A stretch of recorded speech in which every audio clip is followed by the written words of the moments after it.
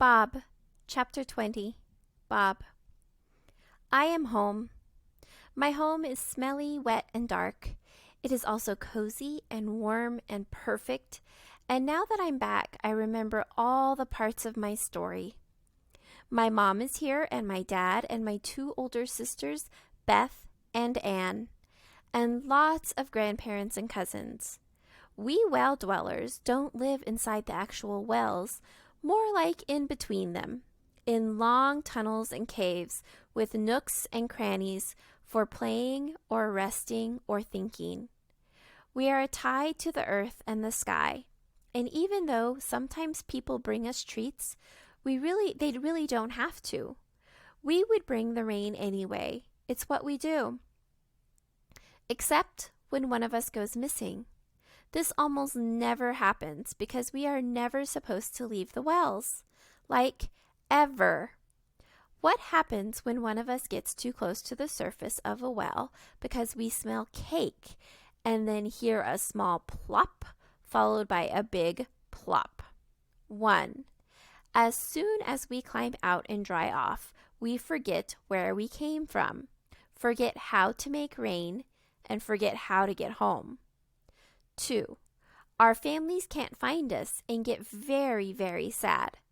Our underground tunnels go everywhere, which means that we could pop up anywhere. Well, anywhere there are wells. My mom searched for me in Istanbul and Singapore, in Finland, Tokyo, and all 38 Springfields in America. She couldn't go far from the wells, though, because of the drying, forgetting thing. She would never have found me in Gran's closet. Without rain, the land soon dries out. The crops don't grow, the animals don't have anything to graze on, the reservoirs don't get filled, and farmers like Gran and her neighbors can't pay their bills anymore. Basically, it stinks all around. But once you return to the well, your family is so overjoyed to see you again that they make it pour down rain. In a few days, water will fill the creek and reservoirs, and rainbows will fill the skies. The grass will get green, and the animals will eat, and farmers will grow crops again, and life will be grand. Life is grand below, too, because I am exactly where I'm supposed to be. Except, and this is a big one, except I've left behind a very smart and brave friend who doesn't remember all the smart and brave things she did because someone's mom, okay, mine, acted all scary and took her pawn away. I don't know how my mom knew that the pawn was the key to Livy's remembering me, but she did. Mom's not really scary. Not with me anyway. After she found me, she told me a story.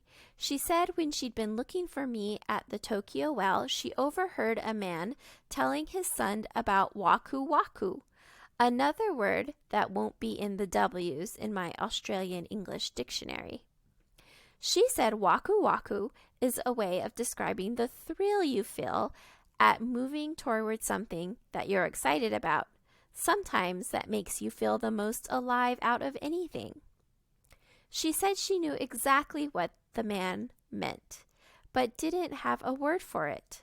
Waku waku is what kept her moving toward me, until I finally got close enough to a well that she found me. Leaning against Gran's well, that time with Danny, was like a beacon drawing her closer. Then touching the old well with the wonky tree led her right to me. Being a well dweller and having a friend like Livy are what make me feel most alive. I can feel the rightness of it all the way to my bones. Now, I just need to tell her. So I wait until the middle of the night. I draw my family a picture showing them that I will return soon so they don't worry. Then I put my chicken suit on and hoist a bucket full of water onto my shoulder.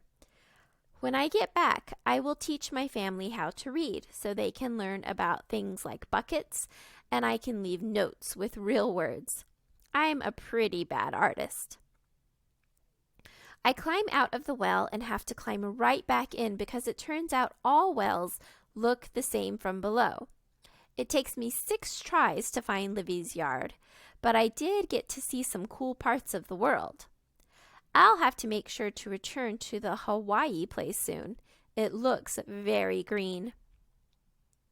Sometimes I didn't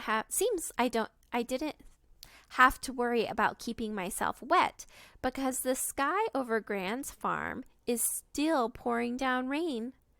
I let the rain soak me through and through, then pour out the bucket and take it with me anyway. I am so excited as I near the house that I don't even bother with the chicken walk. The smell of freshly baked cake hits me as I slowly push open the back door. It takes supreme willpower to walk by the half-eaten chocolate deliciousness as I pass it by. On second thought, they probably wouldn't miss a bite or two. I put down the fork after 4. I should probably work on this willpower issue. The lights were out, but I can hear Gran on the phone in her room. She is laughing and saying, "I know, isn't it wonderful? I love the ping, ping, ping on the roof. I could listen to it all night. In fact, I plan to." I put my hand on the wall outside her room and send a silent thank you for housing me all those years. Then I pass her half-open door without a sound and enter Livy's bedroom. My feet pull me toward the closet, and I have to remind myself that I know that it's no longer where I belong. But then I go anywhere. I stick the Lego pirate ship and my dictionary and the tutu in the bucket.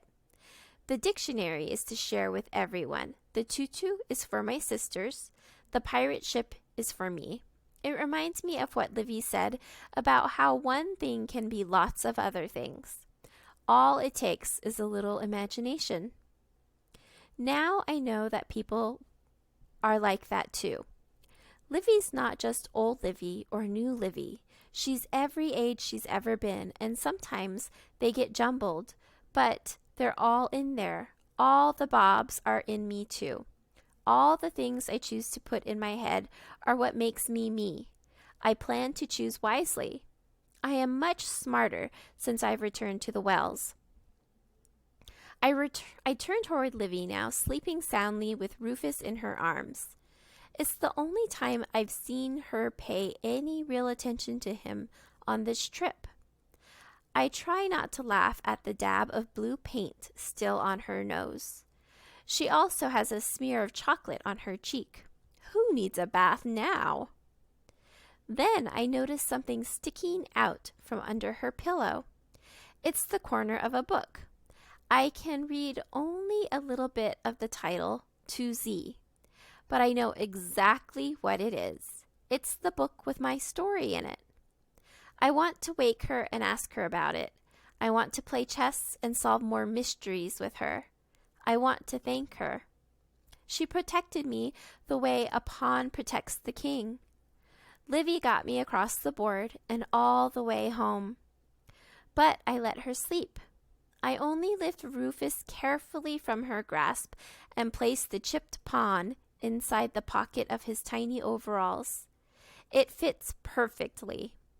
Mom had wrapped it up in a cloth and stuck it in a drawer, but I took it out and put a rock in there instead. I learned that from Livy's trick with the pillow in her bed. I hope it will be many years before Mom realizes my deception. I pat Rufus on the head one last time. It might not work. Maybe Livy will leave him with Gran and won't ever find the pawn, but I hope Livy finds it, and I hope she takes it when she goes back to the other side of the world. Keep moving toward what makes you feel most alive, Livy, I whisper. See you in 5 years. I tiptoe back to the door, but then remember something really important and tiptoe back to whisper one last thing. Bring licorice.